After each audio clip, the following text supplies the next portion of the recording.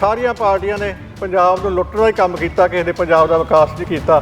ਨਾ ਇਹਨਾਂ ਨੇ ਕਦੀ ਪੰਜਾਬ ਦੇ ਪਾਣੀਆਂ ਬਾਰੇ ਸੋਚਿਆ, ਨਾ ਪੰਜਾਬ ਦੀ ਰਾਜਧਾਨੀ ਬਾਰੇ ਸੋਚਿਆ, ਨਾ ਪੰਜਾਬੀ ਇਲਾਕਿਆਂ ਬਾਰੇ ਸੋਚਿਆ, ਨਾ ਕਦੀ ਪੰਜਾਬੀ ਭਾਸ਼ਾ ਬਾਰੇ ਸੋਚਿਆ।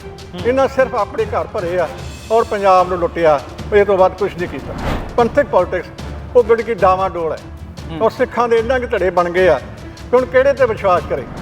ਜਿਹੜਾ ਅਕਾਲੀ ਦਲ ਸੀ, ਜਿਹੜਾ ਕਦੀ ਸਿੱਖਾਂ ਦੀ ਨੁਮਾਇੰਦਾ ਪਾਰਟੀ ਸੀ, ਉਹ ਵੀ ਅੱਜ ਜਿਹੜਾ ਵਾ ਉਸ ਤੋਂ ਵੀ ਲੋਕਾਂ ਦਾ ਵਿਸ਼ਵਾਸ ਉੱਠ ਗਿਆ। ਜਿਹੜਾ ਵੀ ਪੰਜਾਬ ਦੀ ਗੱਲ ਕਰਦਾ, ਜਿਹੜਾ ਵੀ ਸਿੱਖ ਨੇਤਾ ਬਣਨ ਦੀ ਗੱਲ ਕਰਦਾ, ਉਹਨੂੰ ਸਰਕਾਰ ਜਾਂ ਜੇਲ੍ਹ 'ਚ ਦੇ ਦਿੰਦੀ ਆ ਜਾਂ ਉਹਨੂੰ ਗੋਲੀ ਮਾਰ ਕੇ ਮਰਵਾ ਦਿੰਦੀ ਆ। ਭਾਈ ਅਮਰਤਪਾਲ ਸਿੰਘ ਜਿਹੜਾ ਇੱਕ ਦੁਬਈ ਦੇ ਧਰਤੀ ਤੋਂ ਉੱਠ ਕੇ ਪੰਜਾਬ 'ਚ ਆਇਆ, ਜਿਹਨੇ ਆਣ ਕੇ ਨਸ਼ਿਆਂ ਦਾ ਵਿਰੋਧ ਕੀਤਾ, ਨਸ਼ਿਆਂ ਦੇ ਵਿਰੁੱਧ ਲੜਾਈ ਲੜੀ, ਅੰਮ੍ਰਿਤ ਛਕਾਉਣਾ ਸ਼ੁਰੂ ਕੀਤਾ, ਪਰ ਸਾਡੇ ਅਕਾਲੀ ਦਲ ਦੇ ਸਿੱਖਾਂ ਦੇ ਲੀਡਰਾਂ ਨੇ ਉਹਨੂੰ ਵੀ ਬਦਨਾਮ ਕੀਤਾ। ਜਿਹੜੇ ਪੰਜਾਬੀ ਆ ਜਾਂ ਸਿੱਖ ਹੈ ਜੋ ਪਾਣੀ ਦੀ ਲੜਾਈ ਲੜਦੇ ਆ ਤਾਂ ਸਾਰੇ ਪੰਜਾਬ ਲਈ ਲੜਦੇ ਆ, ਉਹ ਇਕੱਲੇ ਆਪਣੇ ਲਈ ਨਹੀਂ ਲੜਦੇ। ਪੰਜਾਬ ਦੇ ਲੋਕਾਂ ਨੇ ਤਾਂ ਜ਼ਰੂਰ ਦੇਖਿਆ ਸੀ ਤੇ ਭਗਵੰਤ ਮਾਨ ਨੂੰ, ਤੇ ਭਗਵੰਤ ਮਾਨ ਜਿੱਤੇਗਾ ਪੰਜਾਬ ਦਾ ਕੋਈ ਸਵਾਰੇਗਾ, ਪਰ ਭਗਵੰਤ ਮਾਨ ਨੇ ਕਦੀ ਵੀ ਇਹ ਮਹਿਸੂਸ ਨਹੀਂ ਕੀਤਾ ਵੀ ਜਿਹੜੀ ਆ ਚੋਣ ਹੈ ਮੈਂ ਜਿੱਤੀ ਆ।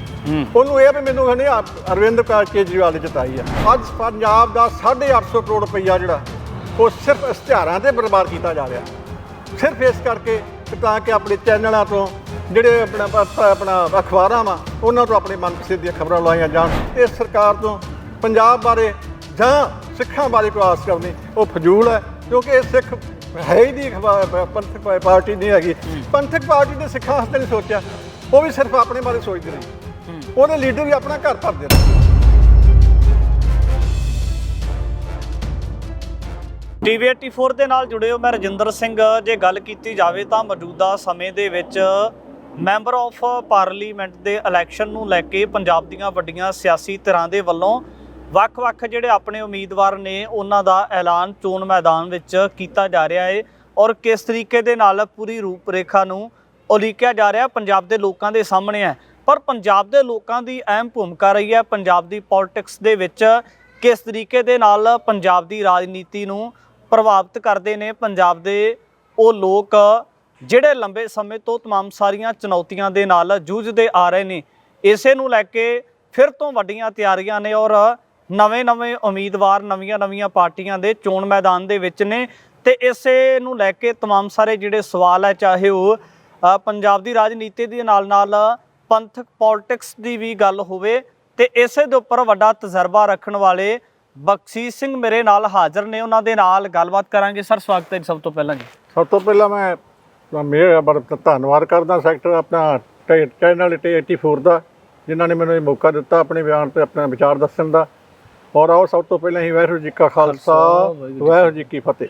ਸਰਦਾਰ ਸਾਹਿਬ, ਸਭ ਤੋਂ ਪਹਿਲਾਂ ਮੁੱਢਲੇ ਰੂਪ ਦੇ ਵਿੱਚ ਸਵਾਲ ਹੈ, ਜਿਸ ਤਰੀਕੇ ਦੇ ਨਾਲ ਪੰਜਾਬ ਦੀ ਰਾਜਨੀਤੀ ਦੀ ਗੱਲ ਕੀਤੀ ਜਾਂਦੀ ਹੈ, ਪੰਜਾਬ ਦੇ ਲੋਕਾਂ ਨੇ ਪਹਿਲਾਂ ਵੀ ਇੱਕ ਨਵੀਂ ਧਿਰ ਨੂੰ ਵੱਡਾ ਫਤਵਾ ਦਿੱਤਾ ਹੈ, ਪਰ ਮੌਜੂਦਾ ਸਮੇਂ ਦੇ ਵਿੱਚ ਪੰਜਾਬ ਦੇ ਲੋਕ ਪੰਜਾਬ ਦੀ ਰਾਜਨੀਤੀ ਬਾਰੇ, ਖਾਸ ਕਰ ਜਿਹੜੇ ਹੁਣ ਇਲੈਕਸ਼ਨ ਆ ਰਹੇ ਨੇ, ਉਸ ਦੇ ਬਾਰੇ ਕੀ ਸੋਚਦੇ ਨੇ? ਤੁਹਾਡਾ ਨਜ਼ਰੀਆ ਕੀ ਹੈ ਜੀ? ਅੱਜ ਤੱਕ ਜਦੋਂ ਵੀ ਮੌਕਾ ਆਇਆ ਪੰਜਾਬ ਨੇ ਹਮੇਸ਼ਾ ਹੀ ਅੱਗੇ ਹੋ ਕੇ ਆਪਣਾ ਰੋਲ ਨਿਭਾਇਆ ਔਰ ਪੰਜਾਬ ਨੇ ਇੱਕ ਨਵੀਂ ਸੇਧ ਦਿੱਤੀ ਹੈ। ਜੇ ਅਸੀਂ ਪਿਛਲੀ ਇਲੈਕਸ਼ਨ ਦੀ ਗੱਲ ਕਰੀਏ ਤਾਂ ਪਿਛਲੀ ਇਲੈਕਸ਼ਨ ਦੇ ਵਿੱਚ ਸਾਰਿਆਂ ਨੇ ਸੋਚਿਆ ਸੀਗਾ ਕਿ ਅਸੀਂ ਇੱਕ ਨਵੀਂ ਪਾਰਟੀ ਤਾਕਤ ਵਿੱਚ ਲਿਆਈਏ ਜਿਹੜੀ ਸਾਡੇ ਪੰਜਾਬ ਨੂੰ ਅੱਗੇ ਲਿਜਾ ਸਕੇ, ਪਰ ਅਫਸੋਸ ਕਿ ਸਾਡੀ ਉਹ ਜਿਹੜੀ ਸਾਡੇ ਪੰਜਾਬ ਦੇ ਲੋਕਾਂ ਦੀ ਆਸ ਪੂਰੀ ਨਹੀਂ ਹੋਈ ਔਰ ਪੰਜਾਬ ਨੇ ਪਹਿਲੀ ਵਾਰ ਕਿਸੇ ਪਾਰਟੀ ਨੂੰ 92 ਸੀਟਾਂ ਜਿਤਾਈਆਂ ਸੀਗੀਆਂ। ਆਮ ਪਾਰਟੀ ਨੂੰ ਅੱਜ ਤੱਕ ਇੰਨੀ ਮੈਜੋਰਟੀ ਕਦੀ ਵੀ ਕਿਸੇ ਪਾਰਟੀ ਨੂੰ ਪੰਜਾਬ ਵਿੱਚ ਨਹੀਂ ਮਿਲੀ। ਸਿਰਫ ਇਸ ਆਸ ਨਾਲ ਪੰਜਾਬ ਦਿੱਤੀਆਂ ਸੀ ਕਿ ਸ਼ਾਇਦ ਇਹ ਪੰਜਾਬ ਦਾ ਕੁਝ ਵਿਕਾਸ ਕਰ ਸਕਣ, ਪੰਜਾਬ ਨੂੰ ਕੋਈ ਸੇਧ ਦੇ ਸਕਣ, ਕਿਉਂਕਿ ਇਸ ਤੋਂ ਪਹਿਲਾਂ 75 ਸਾਲਾਂ ਵਿੱਚ ਇਸ ਪੰਜਾਬ ਵਿੱਚ ਕਦੀ ਕਾਂਗਰਸ, ਕਦੀ ਅਕਾਲੀ, ਕਦੀ ਆਪਣਾ BJP ਨੇ ਰਾਜ ਕੀਤਾ, ਪਰ ਸਾਰੀਆਂ ਪਾਰਟੀਆਂ ਨੇ ਪੰਜਾਬ ਨੂੰ ਲੁੱਟਣ ਦਾ ਹੀ ਕੰਮ ਕੀਤਾ, ਕਿਸੇ ਨੇ ਪੰਜਾਬ ਦਾ ਵਿਕਾਸ ਨਹੀਂ ਕੀਤਾ। ਜੇ ਮਾੜਾ ਮੋਟਾ ਕੀਤਾ ਵਾ ਉਹ ਕੋਈ ਬਹੁਤਾ ਨਹੀਂ ਹੈਗਾ, ਪਰ ਉਹ ਤੋਂ ਜ਼ਿਆਦਾ ਲੁੱਟਿਆ ਗਿਆ ਪੰਜਾਬ ਨੂੰ। ਇਸ ਵਾਸਤੇ ਪੰਜਾਬ ਨੇ 22 ਦੀਆਂ ਚੋਣਾਂ ਵਿੱਚ ਆਪ ਪਾਰਟੀ ਨੂੰ ਲਿਆਂਦਾ। ਹੁਣ ਆਪ ਪਾਰਟੀ ਤੋਂ ਲੋਕੀ ਜਿਹੜੇ ਬਹੁਤ ਨਿਰਾਸ਼ ਹੋ ਚੁੱਕੇ ਆ। ਜੋ ਕੁਛ ਅਸੀਂ ਸਾਡੇ ਸਾਹਮਣੇ ਆ ਰਿਹਾ, ਅਸੀਂ ਦੇਖ ਰਹੇ ਹਾਂ ਕਿੱਦਾਂ ਪੰਜਾਬ ਦਾ ਪੈਸਾ ਜਿਹੜੀ ਆਪ ਪਾਰਟੀ ਆ ਉਹ ਆਪਣੇ ਮੁਖੀ ਤੇ ਲਾ ਰਹੀ ਆ, ਕਿੱਦਾਂ ਉਹਨੂੰ ਇੱਕ ਜਹਾਜ਼ ਲੈਣ ਜਾਂਦਾ, ਪਹਿਲਾਂ ਮੁੜ ਕੇ ਉਹਨੂੰ ਪੰਜਾਬ ਉੱਥੇ ਦਿੱਲੀ ਛੱਡਣ ਜਾਂਦਾ, ਔਰ ਉਹਦੇ ਬਿਨਾਂ ਪੰਜਾਬ 'ਚ ਕੋਈ ਵੀ ਪ੍ਰੋਜੈਕਟ ਜਿਹੜਾ, ਕੋਈ ਵੀ ਰੈਲੀ ਜਿਹੜੀ ਆ, ਕੋਈ ਵੀ ਉਦਘਾਟਨ ਜਾਂ ਨੀਂਹ ਪੱਥਰ ਰੱਖਿਆ ਜਾਂਦਾ, ਉਹਦੇ ਬਗੈਰ ਨਹੀਂ ਰੱਖਿਆ ਜਾਂਦਾ। ਇਸ ਕਰਕੇ ਜਿਹੜਾ ਪੰਜਾਬ ਉਹਨਾਂ ਤੋਂ ਨਿਰਾਸ਼ ਹੋ ਚੁੱਕਾ। ਹੁਣ ਇਹ ਪੰਜਾਬ ਜਿਹੜੀ ਆਉਣੀ ਚੋਣ ਹੈ, ਜਿਹੜੀ 2024 ਦੀ ਇਲੈਕਸ਼ਨ ਆਪਣਾ ਲੋਕ ਸਭਾ ਦੀ, ਉਹਦੇ ਵਿੱਚ ਹੋ ਸਕਦਾ ਕਿਸੇ ਨਵੀਂ ਪਾਰਟੀ ਨੂੰ, ਕਿਸੇ ਨਵੇਂ ਬੰਦਿਆਂ ਨੂੰ ਮੌਕਾ ਦੇਵੇ। ਅਕਾਲੀ ਦਲ ਦੇ ਨਾਲ ਸੰਬੰਧਿਤ ਵੱਡੇ ਰਾਜਨੇਤਾਵਾਂ ਦੇ ਦਾਅਵੇ ਨੇ ਕਿ ਜੇ ਪੰਜਾਬ ਦੇ ਭਲੇ ਦੀ ਗੱਲ ਕਰ ਸਕਦਾ ਜਾਂ ਪੰਜਾਬ ਦਾ ਕੋਈ ਭਲਾ ਕਰ ਸਕਦਾ ਤਾਂ ਉਹ ਕੇਵਲ ਅਕਾਲੀ ਦਲ ਹੈ। ਕੀ ਲੱਗਦਾ ਕਿ ਅਕਾਲੀ ਦਲ ਮੁੜ ਉਹਨਾਂ ਲੀਹਾਂ ਦੇ ਉੱਪਰ ਆ ਕੇ ਉਸੇ ਲੀਹ ਦੇ ਵਿੱਚ ਕੰਮ ਕਰ ਸਕਦਾ ਹੈ ਇਸ ਵਾਰ? ਅਕਾਲੀ ਦਲ ਜਿਹੜੀ ਆ ਉਹ ਪੰਜਾਬ ਦੀ ਇੱਕ ਅਹਿਮ ਪਾਰਟੀ ਸੀਗੀ ਔਰ ਸਿੱਖਾਂ ਦੀ ਉਹ ਨੁਮਾਇੰਦਾ ਪਾਰਟੀ ਸੀ, ਔਰ ਸਿੱਖਾਂ ਨੇ ਹਮੇਸ਼ਾ ਹੀ ਅਕਾਲੀ ਦਲ ਤੇ ਵਿਸ਼ਵਾਸ ਕੀਤਾ ਔਰ ਅਕਾਲੀ ਦਲ ਨੂੰ ਬਹੁਤ ਸੰਮਤੀ ਨਾਲ ਜਿਤਾਇਆ। ਪਹਿਲੀ ਵਾਰ ਅਕਾਲੀ ਦਲ ਜਿਹੜਾ ਵਾ ਆਪਣੇ ਵੱਖਰੀ ਪਾਰਟੀ ਦੇ ਤੌਰ ਤੇ ਜਿਹੜੀ ਆ 86 ਦੇ ਵਿੱਚ ਇਹਨਾਂ ਨੇ ਸਰਕਾਰ ਬਣਾਈ ਸਰਜੀਤ ਸਿੰਘ ਬਰਨਾਲਾ ਦੇ ਵੇਲੇ। ਉਦੋਂ ਇਹਨਾਂ ਦੇ ਕੋਈ 78 ਐਮਐਲਏ ਸੀਗੇ, ਪਰ ਉਦੋਂ ਵੀ ਇਹਨਾਂ ਆਪਸ ਵਿੱਚ ਦੀ ਲੜ ਕੇ ਇਹਨਾਂ ਉਦੋਂ ਵੀ ਤੋੜ ਲਈ। ਉਦੋਂ ਬਾਅਦ ਫਿਰ ਕਾਂਗਰਸ ਤਿੰਨ ਦਿਨਾਂ ਮੌਕਾ ਦਿੱਤਾ ਆਪਣਾ ਸਿੱਖਾਂ ਨੇ ਔਰ ਪੰਜਾਬੀਆਂ ਨੇ, ਪਰ ਉਹਦੇ ਵਿੱਚ ਵੀ ਇਹਨਾਂ ਨੇ ਕੋਈ ਪੰਜਾਬ ਦਾ ਭਲਾ ਨਹੀਂ ਕੀਤਾ। ਨਾ ਇਹਨਾਂ ਨੇ ਕਦੀ ਪੰਜਾਬ ਦੇ ਪਾਣੀਆਂ ਬਾਰੇ ਸੋਚਿਆ, ਨਾ ਇਹਨਾਂ ਪੰਜਾਬ ਦੀ ਰਾਜਧਾਨੀ ਬਾਰੇ ਸੋਚਿਆ, ਨਾ ਇਹਨਾਂ ਪੰਜਾਬੀ ਇਲਾਕਿਆਂ ਬਾਰੇ ਸੋਚਿਆ, ਨਾ ਕਦੀ ਪੰਜਾਬੀ ਭਾਸ਼ਾ ਬਾਰੇ ਸੋਚਿਆ। ਇਹਨਾਂ ਸਿਰਫ ਆਪਣੇ ਘਰ ਭਰੇ ਆ ਔਰ ਪੰਜਾਬ ਨੂੰ ਲੁੱਟਿਆ, ਇਹ ਤੋਂ ਬਾਅਦ ਕੁਝ ਨਹੀਂ ਕੀਤਾ। ਜਿਸ ਕਾਰਨ ਹੁਣ ਜਿਹੜੇ ਲੋਕੀ ਆ ਉਹਨਾਂ ਨੇ ਅਕਾਲੀਆਂ ਨੂੰ 2022 ਦੇ ਚੋਣਾਂ 'ਚ ਬਿਲਕੁਲ ਪਛਾੜਤਾ। ਜਿਹੜੀ ਪਾਰਟੀ ਕਦੇ ਆਪੋਜੀਸ਼ਨ 'ਚ ਬਹਿੰਦੀ ਸੀ, ਕਦੀ ਸਦਾ ਦੀ ਕੁਰਸੀ 'ਤੇ ਬੈਠਦੀ ਸੀ, ਉਹਦਾ ਇਹ ਹਾਲ ਹੋ ਗਿਆ ਕਿ ਉਹਨੂੰ ਸਿਰਫ 3 ਸੀਟਾਂ ਆਈਆਂ ਤਾਂ ਉਹ ਤੋਂ ਬਿਲਕੁਲ ਆਪੋਜੀਸ਼ਨ ਤੋਂ ਵੀ ਗਈ ਔਰ ਮੁੱਖ ਉਹਦੇ ਆਪਣੇ ਵਿਰੋਧੀ ਧਿਰ ਦੇ ਗਈ। ਖਾਸ ਕਰ ਜੇ ਪੰਜਾਬ ਦੀ ਗੱਲ ਕਰਨੀ ਹੋਵੇ ਤੇ ਜਿਹੜੇ ਹਲਕਿਆਂ ਦੀ ਗੱਲ ਜਾਂ ਅਸੀਂ ਅੰਮ੍ਰਿਤਸਰ ਸਾਹਿਬ ਦੇ ਜਾਂ ਤਰਨਤਾਰਨ ਸਾਹਿਬ ਦੇ ਨਾਲ ਖਡੂਰ ਸਾਹਿਬ ਦਾ ਹਲਕੇ ਦੀ ਗੱਲ ਚੱਲਦੀ ਹੈ, ਉਸ ਹਲਕੇ ਦੇ ਵਿੱਚ ਬੀਬੀ ਪਰਮਜੀਤ ਕੌਰ ਖਾਲੜਾ ਸ਼ਹੀਦ ਭਾਈ ਖਾਲੜਾ ਜੀ ਦੇ ਪਰਿਵਾਰ ਦੇ ਨਾਲ ਸੰਬੰਧਿਤ ਨੇ, ਉਹਨਾਂ ਦੇ ਧਰਮ ਸਪਤਨੀ ਨੇ। ਉਹਨਾਂ ਨੂੰ ਵੀ ਪਿਛਲੇ ਸਮੇਂ ਦੇ ਦਰਮਿਆਨ ਚੋਣ ਮੈਦਾਨ ਦੇ ਵਿੱਚ ਉਤਾਰਿਆ ਗਿਆ। ਕੀ ਲੱਗਦਾ ਕਿ ਫਿਰ ਪੰਜਾਬ ਦੇ ਲੋਕ ਅਸਲ ਦੇ ਵਿੱਚ ਸੋਚਦੇ ਕੀ ਨੇ? ਇਹੋ ਜਿਹੇ ਕੁਰਬਾਨੀ ਵਾਲੇ ਲੋਕਾਂ ਨੂੰ ਕਿਤੇ ਨਾ ਕਿਤੇ ਪਛਾੜ ਕੇ ਵੀ ਰੱਖਿਆ ਗਿਆ, ਪਰ ਕੀ ਲੱਗਦਾ ਕਿ ਇਸ ਵਾਰ ਨਜ਼ਰੀਆ ਕੀ ਹੋ ਸਕਦਾ ਹੈ? ਬੀਬੀ ਖਾਲੜਾ ਚੋਣ ਮੈਦਾਨ ਵਿੱਚ ਆ ਸਕਦੇ ਹੈ ਜਾਂ ਉਹਨਾਂ ਨੂੰ ਲੋਕਾਂ ਦੇ ਵੱਲੋਂ ਸਪੋਰਟ ਦਿੱਤੀ ਜਾ ਸਕਦੀ ਹੈ? 2019 ਦੇ ਵਿੱਚ ਜਿਹੜੀ ਇਲੈਕਸ਼ਨ ਹੋਈ ਆ ਉਦੋਂ ਬੀਬੀ ਖਾਲੜਾ ਨੂੰ ਖਿਲਾਰਿਆ ਗਿਆ, ਕਿਉਂਕਿ ਸਰਦਾਰ ਜਸਵੰਤ ਸਿੰਘ ਖਾਲੜਾ ਦੀ ਸਿੱਖ ਕੌਮ ਲਈ ਬੜੀ ਵੱਡੀ ਦੇਣ ਸੀ। ਔਰ ਉਸ ਵੇਲੇ ਜੋ ਕੁਛ ਕਾਂਗਰਸ ਨੇ ਆਪਣੇ ਰਾਜ ਕੀਤਾ, 25,000 ਜਿਹੜੇ ਸਿੱਖ ਸੀਗੇ ਨੌਜਵਾਨ, ਉਹਨਾਂ ਨੂੰ ਉਹਨਾਂ ਨੇ ਅਣਪਛਾਤੇ ਕਹਿ ਕੇ ਸਾੜਤਾ।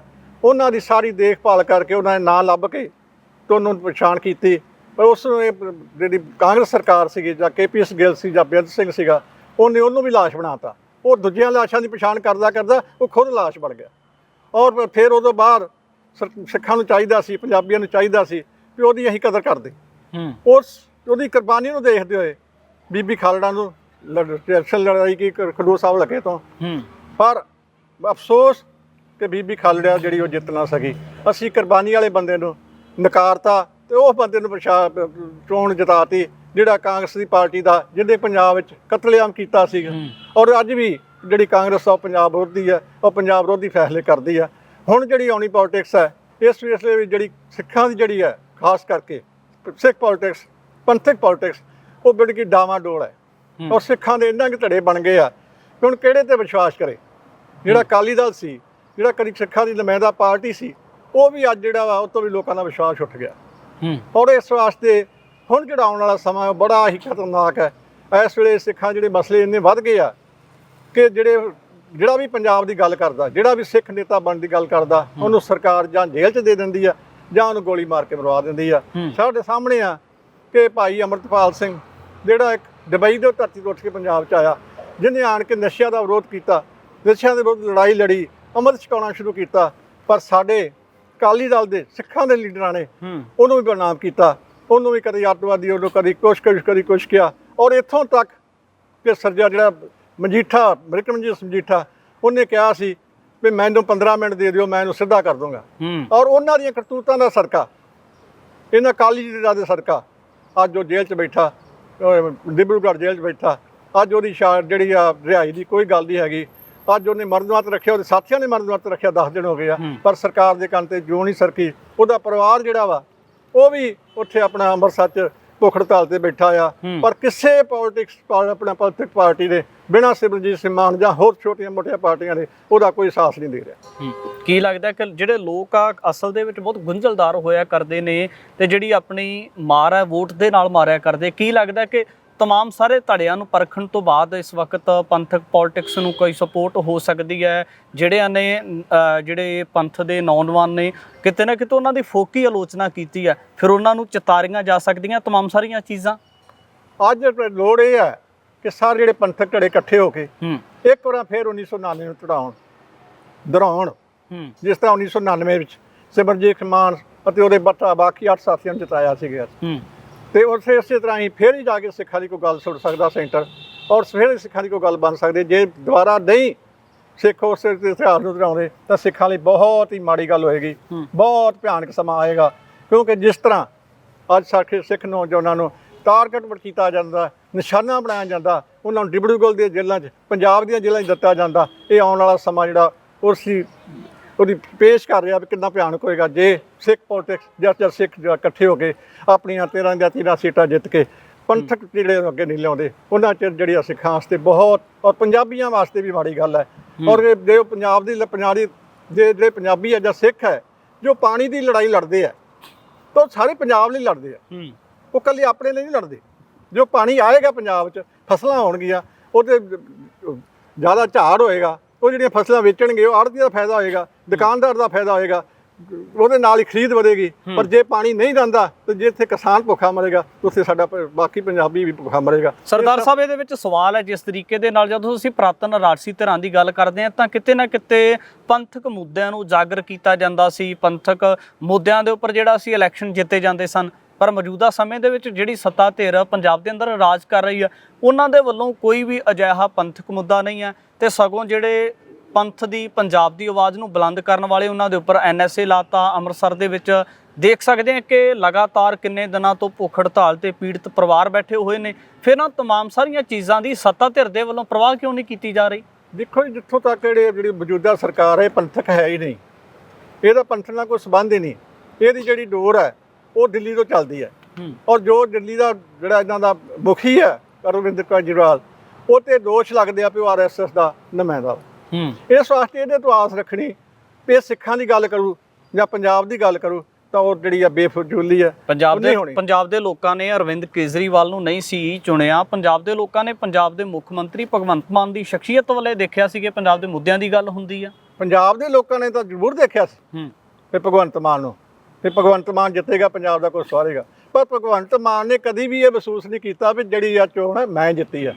ਉਹਨੂੰ ਇਹ ਵੀ ਮੈਨੂੰ ਕਹਿੰਦੇ ਅਰਵਿੰਦ ਕੇਜਰੀਵਾਲ ਨੇ ਜਿਤਾਈ ਆ। ਉਹ ਹਮੇਸ਼ਾ ਜਿਹੜਾ ਫੋਕਸ ਹੈ ਉਹ ਕੇਜਰੀਵਾਲ ਤੇ ਕਰਦਾ।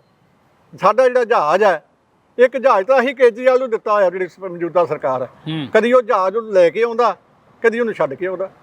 ਸਾਰਾ ਪੈਸਾ ਅੱਜ ਜਿਹੜਾ ਵਾ ਅੱਜ ਪੰਜਾਬ ਦਾ 850 ਕਰੋੜ ਰੁਪਈਆ ਜਿਹੜਾ ਉਹ ਸਿਰਫ ਇਸ਼ਤਿਹਾਰਾਂ ਤੇ ਬਰਬਾਦ ਕੀਤਾ ਜਾ ਰਿਹਾ, ਸਿਰਫ ਇਸ ਕਰਕੇ ਤਾਂ ਕਿ ਆਪਣੇ ਚੈਨਲਾਂ ਤੋਂ ਜਿਹੜੇ ਆਪਣਾ ਅਖਬਾਰਾਂ ਵਾ ਉਹਨਾਂ ਤੋਂ ਆਪਣੇ ਮਨਪਸੰਦ ਦੀਆਂ ਖਬਰਾਂ ਲਵਾਈਆਂ ਜਾਣ ਤਾਂ ਕਿ ਸਾਡੀ ਵਾਹਵਾ ਹੋਵੇ। ਇਸ ਵਾਸਤੇ ਇਸ ਸਰਕਾਰ ਤੋਂ ਪੰਜਾਬ ਬਾਰੇ ਜਾਂ ਸਿੱਖਾਂ ਬਾਰੇ ਕੋਈ ਆਸ ਕਰਨੀ ਉਹ ਫਜ਼ੂਲ ਹੈ, ਕਿਉਂਕਿ ਇਹ ਸਿੱਖ ਹੈ ਹੀ ਨਹੀਂ, ਪੰਥਕ ਪਾਰਟੀ ਨਹੀਂ ਹੈਗੀ।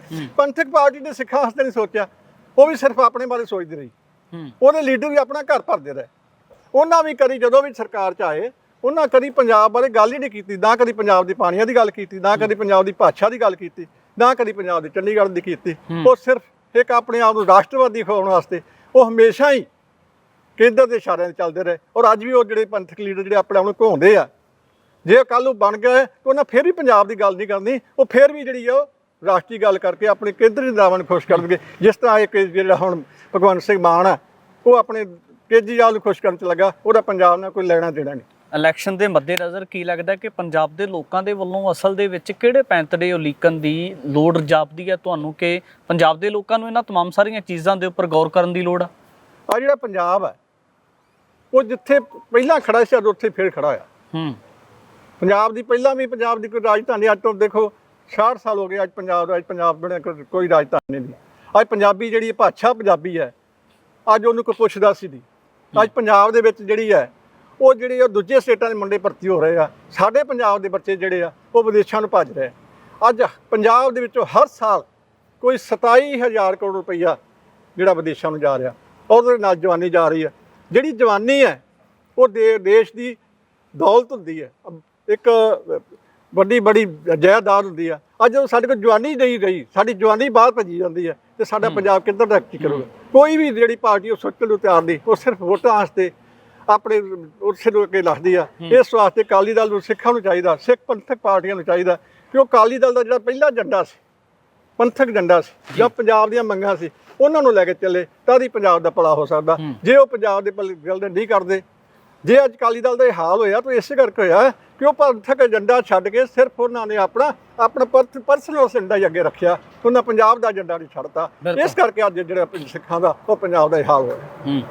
ਬਿਲਕੁਲ, ਪੰਜਾਬ ਦੇ ਲੋਕ ਵੱਡੀਆਂ ਚੁਣੌਤੀਆਂ ਦੇ ਨਾਲ ਜੂਝਦੇ ਰਹੇ ਨੇ ਔਰ ਮੌਜੂਦਾ ਸਮੇਂ ਦੇ ਵਿੱਚ ਵੀ ਵੱਡੀਆਂ ਚੁਣੌਤੀਆਂ ਦਰਪੇਸ਼ ਨੇ, ਪਰ ਇਸੇ ਦੇ ਮੱਦੇਨਜ਼ਰ ਪੰਜਾਬ ਦੇ ਲੋਕਾਂ ਦੇ ਵੱਲੋਂ ਕਿਹੜੀ ਅਜਿਹੀ ਧਿਰ ਨੂੰ ਸਮਰਥਨ ਕੀਤਾ ਜਾਂਦਾ ਤੇ ਨਾਲ ਹੀ ਪੰਥਕ ਪੋਲਿਟਿਕਸ ਦੇ ਨਾਲ ਇਨਵੋਲਵ ਜਿਹੜੀ ਲੀਡਰਸ਼ਿਪ ਹੈ ਉਹਨਾਂ ਦੇ ਉੱਪਰ ਵੀ ਵੱਡੇ ਸਵਾਲੀਆ ਚਿੰਨ੍ਹ ਨੇ ਕਿ ਆਖਰ ਇੱਕ ਸਾਂਝੇ ਤੌਰ ਤੇ ਕੋਈ ਕੁਰਬਾਨੀ ਵਾਲੀ ਅਜਿਹੀ ਕਿਹੜੀ ਸ਼ਖਸੀਅਤ ਨੂੰ ਅੱਗੇ ਕੀਤਾ ਜਾਂਦਾ ਹੈ ਤਾਂ ਜੋ ਪੰਜਾਬ ਦੀ ਪੰਥ ਦੀ ਸੁਚੱਜੀ ਅਗਵਾਈ ਉਹ ਲੋਕ ਕਰ ਸਕਣ ਜਿਹੜੇ ਪੰਜਾਬ ਦਾ ਭਲਾ ਲੋਚਦੇ ਨੇ। ਭਵਿੱਖ ਦੇ ਵਿੱਚ ਵੀ ਤਮਾਮ ਸਾਰੀਆਂ ਜਿਹੜੀਆਂ ਮੁੱਦੇ ਨੇ, ਜਿਹੜੇ ਗੱਲਾਂ ਬਾਤਾਂ ਨੇ ਤੁਹਾਡੇ ਦਰਮਿਆਨ ਲੈ ਕੇ ਹਾਜ਼ਰ ਹੁੰਦੇ ਰਹਾਂਗੇ। ਧੰਨਵਾਦ।